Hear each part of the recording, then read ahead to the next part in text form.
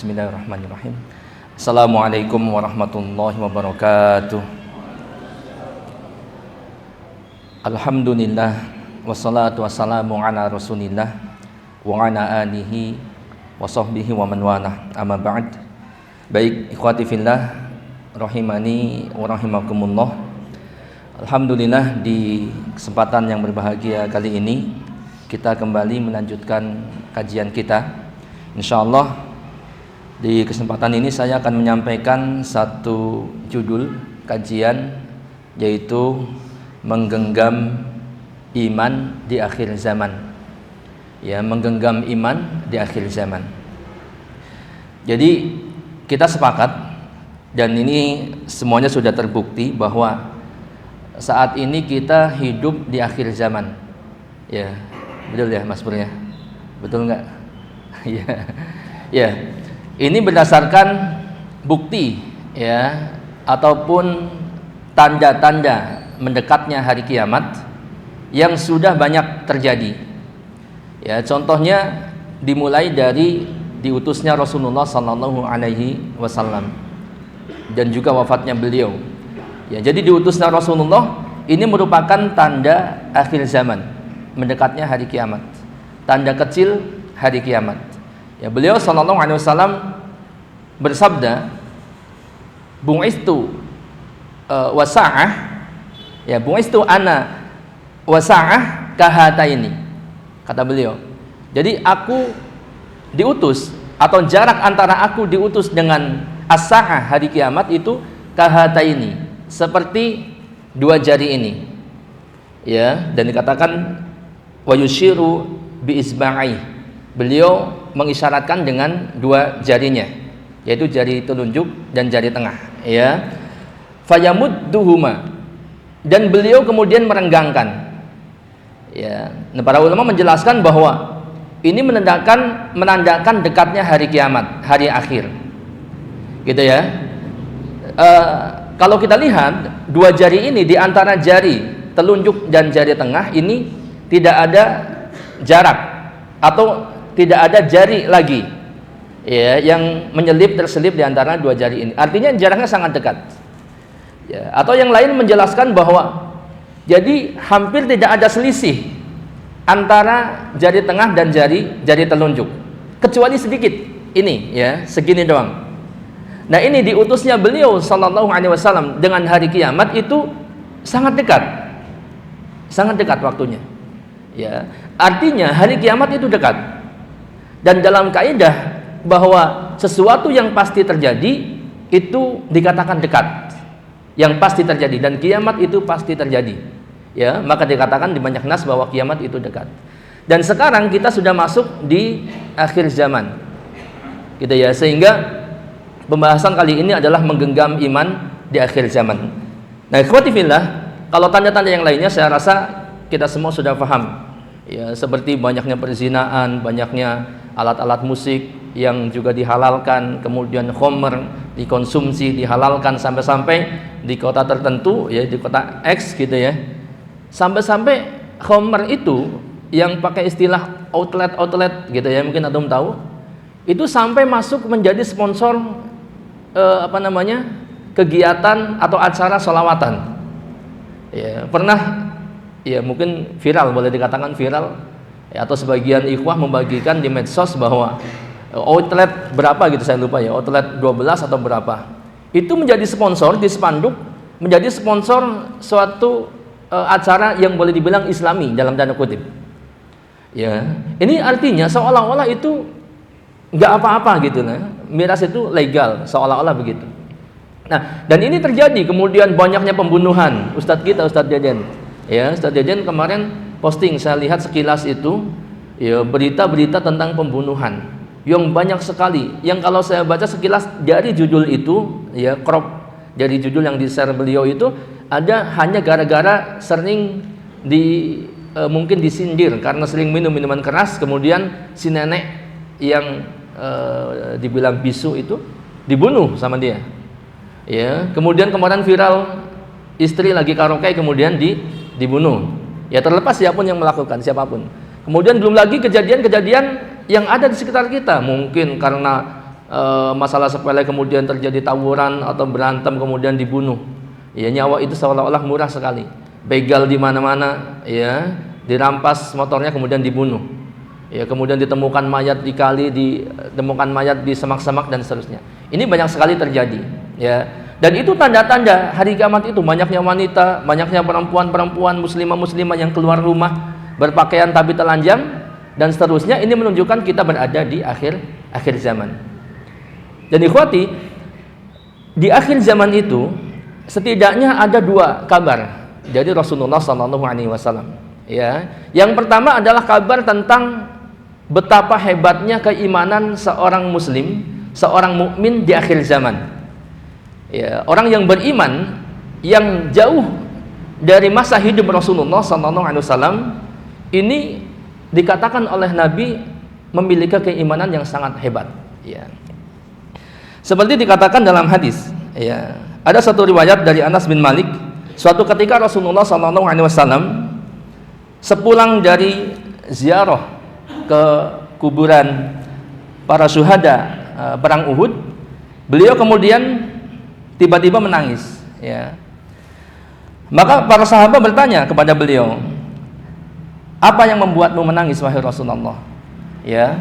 Maka beliau menjawab, beliau mengatakan, wadidtu anni laqitu ikhwani. Kata beliau, aku rindu, ingin sekali berjumpa dengan ikhwani. Laqitu ikhwani. Aku ingin bertemu dengan ikhwani, bertemu dengan saudara-saudaraku. Qala faqala ashabun Nabi sallallahu alaihi wasallam, awalaysa nahnu ikhwanaka. Maka para sahabat Nabi berkata, bukankah kami, ya, bukankah kami adalah ikhwanaka, saudara-saudaramu wahai Rasulullah? Bukankah kami adalah saudaramu wahai Rasulullah? Qala, kemudian Rasulullah sallallahu alaihi wasallam menjawab, antum ashabi. Kalian adalah sahabat-sahabatku. Walakin ikhwani alladzina amanu bi walam yarawni. Adapun saudara-saudaraku yang saya maksud adalah yaitu orang-orang yang beriman kepadaku padahal mereka tidak pernah sama sekali berjumpa denganku.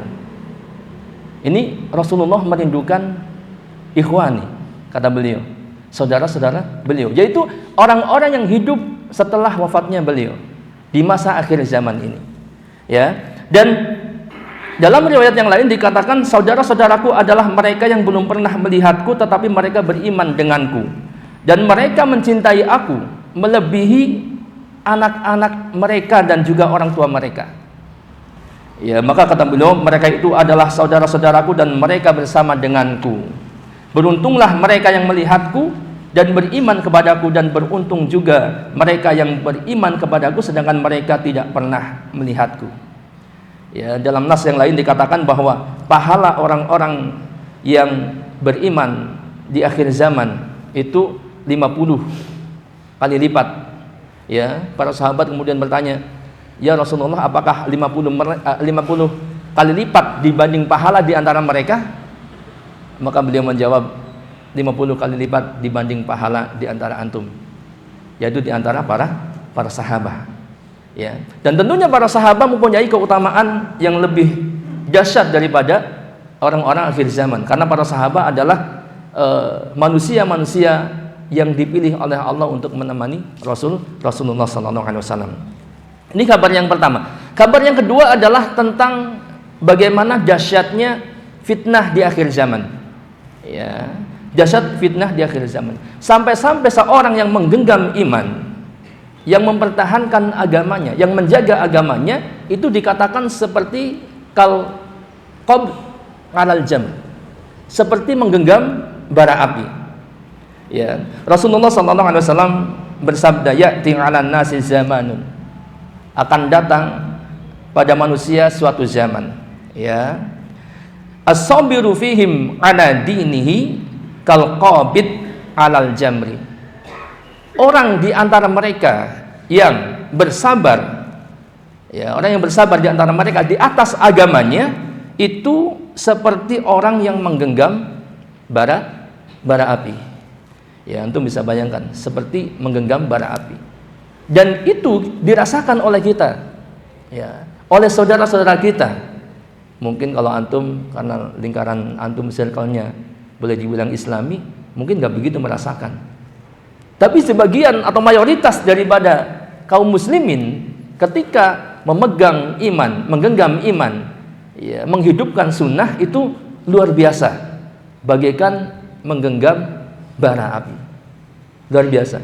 Kita lihat bagaimana penjelasan para ulama. Saya nukilkan dua penjelasan di sini. Dari Syekh Al-Mubarakfuri, beliau menukil dari perkataan Al-Qadhi rahimahullah. Beliau mengatakan, la yumkinu al-qabdu 'alal jamrah illa bi sabrin syadidin wa tahammuli ghalabatil masyaqqah. Tidak mungkin menggenggam bara api kecuali dengan kesabaran yang sangat kuat dan menanggung kesusahan yang sangat berat. Ya, betul ya. Nggak mungkin kita bisa menggenggam bara api dalam genggaman, kecuali yang menggenggam itu pasti mempunyai kesabaran yang kuat. Dan saat menggenggamnya, dia pasti merasakan kesakitan yang sangat berat, ya, kesusahan yang sangat berat. Kadzalika fi dzalika zaman la yutasawwaru hifdhu dinihi wa nuri imanihi illa bisabrin adim. Ya, kata beliau, ini bisa terjadi pada zaman yang tidak terbayangkan lagi bagaimana bisa menjaga agama dan cahaya iman kecuali dengan kesabaran yang sangat besar. Ya, nah ini di akhir zaman ini menggenggam iman itu harus mempunyai kesabaran yang sangat kuat, yang sangat besar. Karena dikatakan seperti menggenggam bara api, begitu kan? Nggak mungkin kalau tanpa kesabaran, nggak mungkin kita bisa menggenggam bara api itu.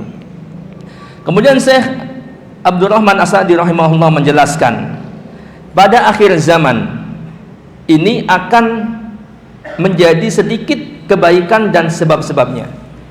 Di akhir zaman itu kebaikan dan sebab-sebab kebaikan itu sedikit. Kemudian merajalela keburukan dan juga sebab-sebabnya. Dan pada saat itu yang berpegang teguh dengan agama itu sangat sedikit jumlahnya. Ya. Jadi minoritas yang berpegang teguh dengan agama, yang berpegang teguh dengan sunnah. Nah, yang sedikit ini berada dalam keadaan yang sangat kesusahan. Ya, disebabkan karena banyaknya fitnah.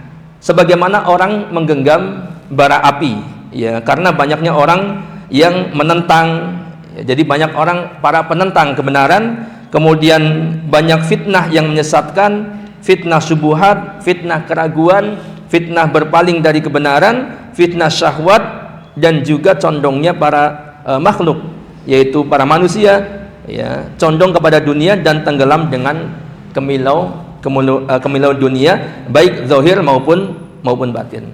Dan ini Syekh As-Sa'di pada waktu itu sudah mengatakan demikian, ya, bahwa orang yang menggenggam iman, yang menggenggam mempertahankan agamanya itu memiliki atau mendapati keadaan yang sangat susah karena banyaknya penentangan, kemudian subhat, ya, ada subhat penyimpangan, subhat penentangan, kemudian keraguan, berpaling dari kebenaran, fitnah, syahwat, dan lain sebagainya.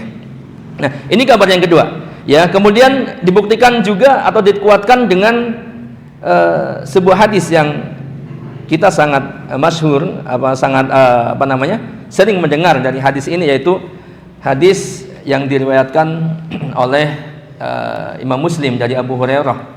Rasulullah SAW bersabda, badiru bil a'mal fitanan, badiru bil a'mali fitanan kaqita'il lailil mudlim yusbihu rajulu mu'minan wa yumsi kafiran wa yumsi mu'minan wa yusbihu kafiran yabi'u dinahu bi'aradi minad dunya.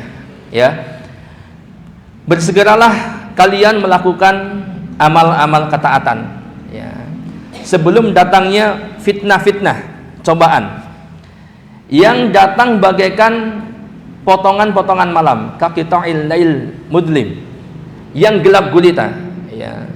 Bersegeralah kita melakukan amal-amal ketaatan sebelum datang fitnah-fitnah yang fitnah itu datangnya itu seperti potongan-potongan malam yang gelap gulita. Ya, digambarkan bagaimana dahsyatnya fitnah itu sampai-sampai dikatakan rajulu, dikatakan seorang laki-laki yusbihu rajulu mu'minan wa yumsi kafiran. Seorang laki-laki di pagi hari dia beriman, di sore hari dia sudah berbalik kafir. Ya, au yumsi mu'minan wa yusbihu kafiran. Atau sebaliknya, dia sore mukmin, besok pagi sudah pindah agama. Ya. Ini seolah-olah nggak mungkin ya kalau melihat seperti itu. Masa sih pagi ini mukmin, besok atau sore belum sampai besok sudah kafir, atau sore mukmin, pagi kafir. Ya, mungkin kalau secara logika seolah-olah ini nggak bakal terjadi begitu. Kayaknya sulit deh. Masa orang beriman gampang banget berubah. Tapi kalau kita lihat realita di akhir zaman ini, begitu banyaknya subhat yang tersebar dan mudahnya orang menyebarkan subhat, ya sampai-sampai hal-hal yang seperti ini sangat mungkin terjadi. Dan berapa banyak orang yang kemudian ya berpindah, kalau bahasa halusnya, keyakinan. Dia murtad dari agama Islam, dari agamanya. Gara-gara apa? Hanya gara-gara mungkin seorang wanita, hanya gara-gara seorang pria yang akan menikahinya, hanya gara-gara masalah dunia yang kecil. Ya, belum lagi kalau kita jabarkan atau kita kemudian kiaskan dengan orang yang sudah berpegang sunnah, kemudian tiba-tiba kok besok sudah berubah. Ya, dan ini banyak terjadi, dan mungkin di antara sahabat-sahabat kita pun mengalami demikian. Atau kita lihat, kita punya sahabat dulu dia Masya Allah istiqomah banget, yang memegang sunnah atau melaksanakan sunnah, menjalankan sunnah, tapi kita lihat sekarang sudah mulai, kan begitu ya. Bahkan ada ya baru-baru ini kemarin ya mungkin cukup viral di antara para aktivis, insya Allah sudah pada tahu gitu ya, yang menjadi banyak polemik pro kontra ya, bahkan seorang ustadz gitu kan, sampai-sampai kemudian dia melepaskan banyak hal-hal dari proyek-proyek kebaikannya gara-gara mungkin terfitnah entah oleh perempuan ya, atau oleh keadaan dan sebagainya. Dan ini banyak terjadi seperti itu. Jadi sangat mungkin ya, kalau dulu di zaman dahulu orang mau terfitnah, baik apapun bentuk fitnahnya, mungkin fitnah syahwat, wanita dan lain sebagainya, itu harus keluar rumah dulu baru terfitnah, gitu kan? Tapi kalau sekarang antum coba bayangkan, kita di dalam rumah pun bisa terfitnah, betul nggak? Dengan HP-HP kita. Bahkan banyak sekali orang yang, mohon maaf ya, terjatuh pada perbuatan zina dengan HP-nya, atau selingkuh ya dengan wanita lain yang tidak sah, yang bukan istrinya. Ya, selingkuh juga namanya selingkuh ya. Itu dari HP-nya. Dan itu Masya Allah banyak terjadi, bukan hanya di kalangan orang-orang yang tidak soleh, di kalangan orang-orang yang soleh pun demikian. Pernah saya dicurhatin sama seorang perempuan yang dia cerita bahwa suaminya itu sudah parah sekali terjadi melakukan zina online gitu ya, dan berbagai ragam caranya ya, bla bla bla bla begini begitu. Kemudian saya tanya, ibu maaf, suami ibu rajin nggak ibadahnya, ngajinya? Rajin Ustaz, rajin banget, rajin ibadahnya, rajin ngajinya ya. Dan itu mudah sekali terfitnah. Terkadang bukan kita yang memulai, tapi ada orang yang mencoba memulai dengan memulai kepada kita, dan ini benar-benar fitnah gitu ya. Nah maka jelas di akhir zaman ini fitnahnya sangat dahsyat, luar biasa. Kemudian hadis yang lain mengatakan, innal islama bada'a ghoriban wa sayaudu ghoriban kama bada'a fatuba lil ghurabah. Sesungguhnya Islam itu datang dalam keadaan asing, dan dia akan kembali asing ya, sebagaimana pertama kali Islam datang. Fatuba lil ghuraba, maka beruntunglah orang-orang yang asing itu ya. Artinya ketika kita menggenggam sunnah atau menggenggam iman agama kita di akhir zaman itu, terkadang terlihat seperti asing gitu ya, seperti asing. Kemudian ada juga yang kadang dikucilkan sampai diusir dari kampung halamannya. Dan ini terjadi. Maka nanti kita akan lihat bagaimana cara kita agar tetap bisa menggenggam. Nah, meskipun keadaan begitu dahsyat, fitnah yang terjadi di akhir zaman yang tidak bisa disampaikan di kesempatan hari ini, yang sangat banyak sekali fitnah-fitnah itu, ya. Kalau tadi sedikit tentang bagaimana memfitnah mungkin syahwat kita pribadi kita, tapi bagaimana dengan fitnah kesesatan itu sangat banyak sekali. Orang-orang ateis itu gencar sekali di medsos. Baru-baru ini pun lagi banyak para roki, para peruqyah yang mungkin sedang ramai dengan para ateis, orang yang tidak meyakini, bahkan tidak meyakini adanya Tuhan, begitu kan? Tidak meyakini adanya sihir dan lain sebagainya. Ya, belum lagi kemudian liberal. Ya, kemarin pun di Kediri ada satu pesantren lupa saya namanya ya. Bahkan saya share tapi saya lupa. Yang di pesantren itu ternyata berkumpul, ya, bukan hanya agama Islam, bahkan semua agama. Di situ, pesantren namanya. Pakai nama istilah pesantren. Ya, belum lagi kemudian aliran-aliran sesat yang sampai sekarang banyak orang yang masih mengaku mendapatkan wahyu atau titisan dari bla bla bla, gitu kan. Ini fitnah dan itu banyak pengikutnya, ada yang mengikuti. Dan kalau kita tidak kuat keimanan kita, akidah kita dan ilmu kita, maka kita bisa terbawa, gitu ya. Nah, di zaman yang demikian dahsyat ini, kita tidak boleh pasrah dengan keadaan. Ya. Sebagai seorang mukmin tidak boleh putus asa dengan rahmat Allah. Ya, jangan ada istilah udahlah akhir zaman, kita pokoknya udahlah apa adanya aja. Memang Allah sudah takdirkan zamannya begini. Enggak begitu. Sebab apa? Kalau kita lihat bagaimana para sahabat, meskipun sudah dikabarkan bahwa dalam keadaan atau kondisi akhir zaman, para sahabat dan para ulama setelahnya, bahkan sampai sekarang, mereka tetap berusaha untuk memperbaiki umat.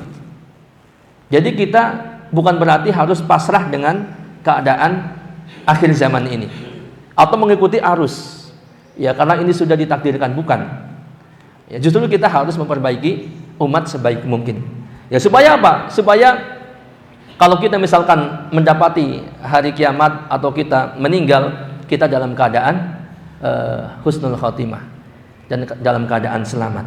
Ya. Kemudian kita harus tetap menggenggam iman kita sampai akhir. Seperti dikatakan wala tamutunna illa wa antum muslimun. Janganlah kalian wafat kecuali dalam keadaan Islam. Wa'bud rabbaka hatta ya'tiyakal yakin. Beribadahlah kepada Rabbmu sampai datang kematian. Terus genggam keimanan kita sampai ajal menjemput, ya.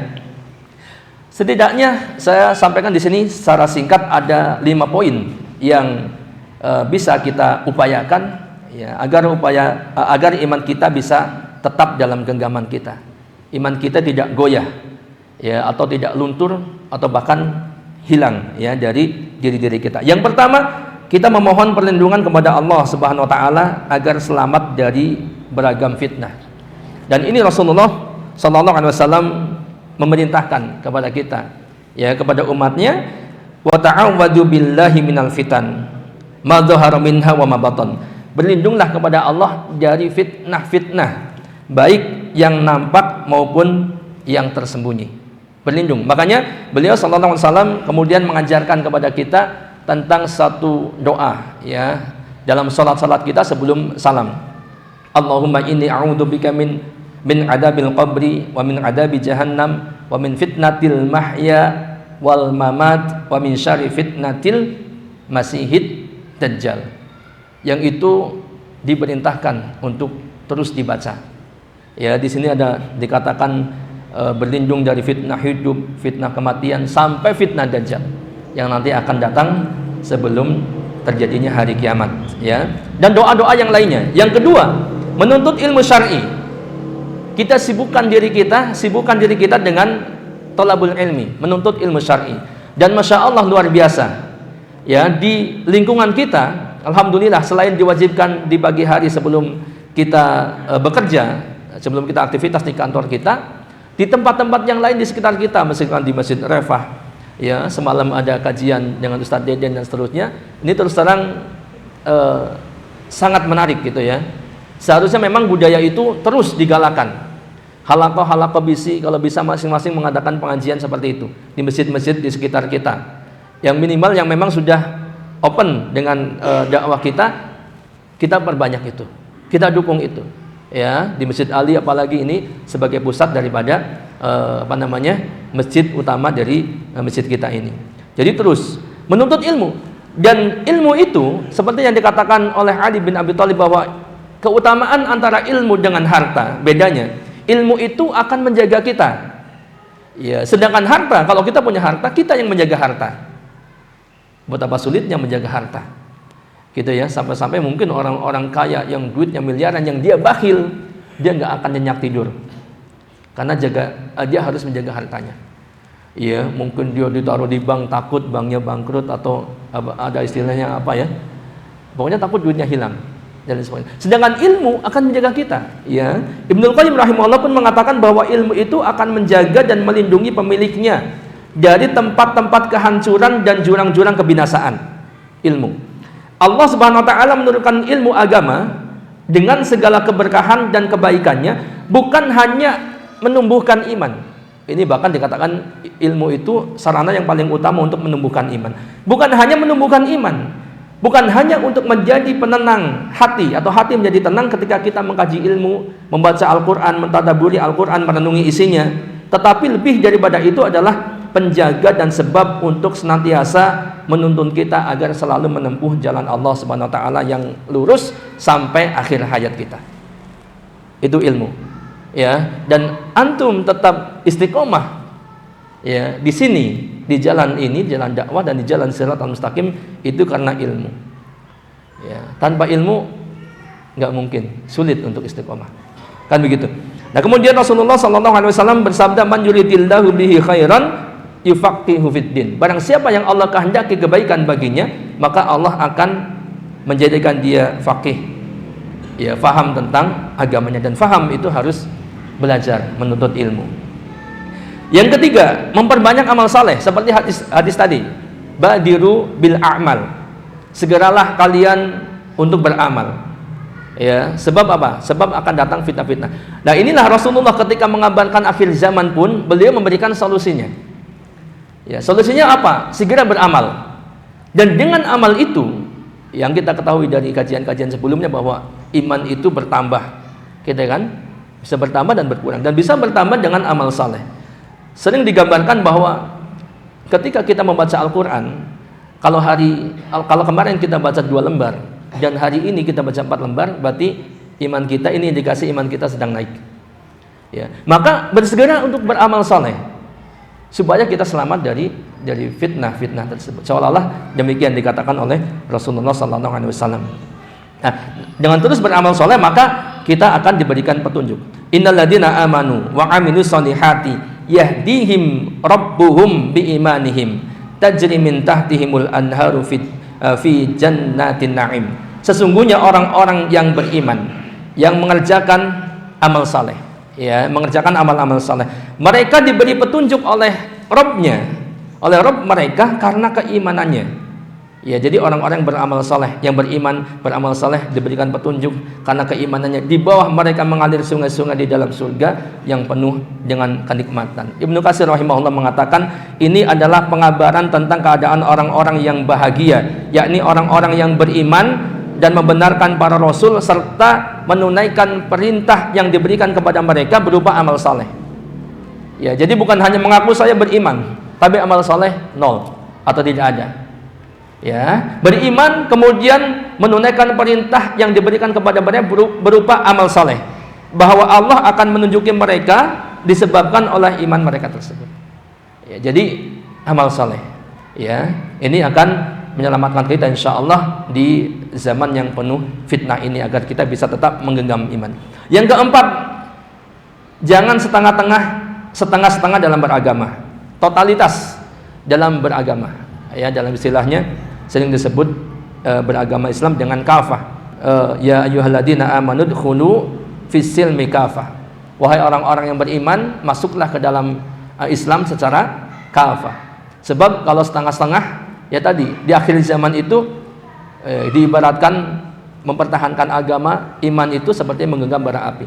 Kalau menggenggam bara api setengah-setengah, ya malah cuma ditaruh doang begini, udah nggak akan kuat. Jadi totalitas. dan semakin terus digenggam, ya, tapi jangan dicoba. Ini cukuplah diyakini saja. Antum yakin nggak? Kalau ada bara api di sini digenggam terus, padam nggak bara apinya? Padam. Ya, jadi kalau antum kuatin, maka insya Allah ujian itu akan lewat. Bara api terkuasai bahkan padam.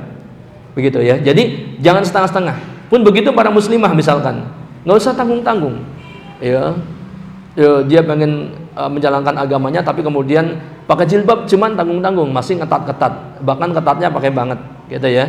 Jangan totalitas, pakai jilbab yang syar'i, berusaha untuk melaksanakan perintah-perintah yang lainnya, ya. Sehingga dengan begitu di zaman fitnah seperti apapun, maka insya Allah kita akan kuat karena kesabaran tadi.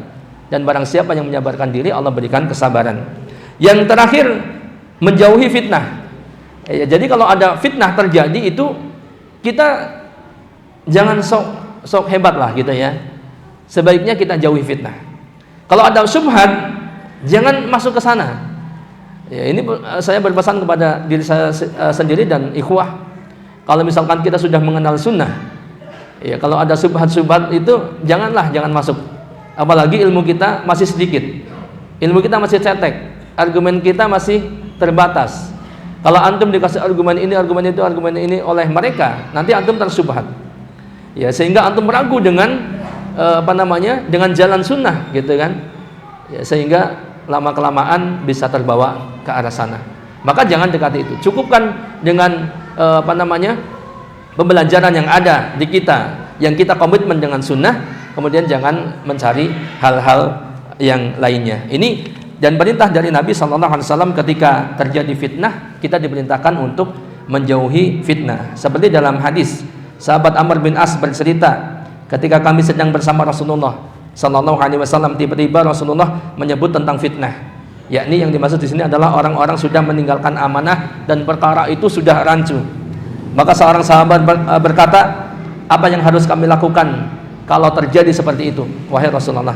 Rasulullah SAW kemudian menjawab, lazimilah rumahmu, jangan banyak keluar rumah bergaul dengan orang-orang, jaga lisanmu, yang kau tahu itu baik maka lakukan, ya, dan yang kau ingkari tinggalkan, dan hendaklah engkau sibukkan dengan privasimu, ibadah, membaca Al-Quran, belajar, menelaah dan lain sebagainya, dan tinggalkanlah urusan kebanyakan masyarakat. Ya, jangan mudah-mudahan gabung. Ini hati-hati, gitu.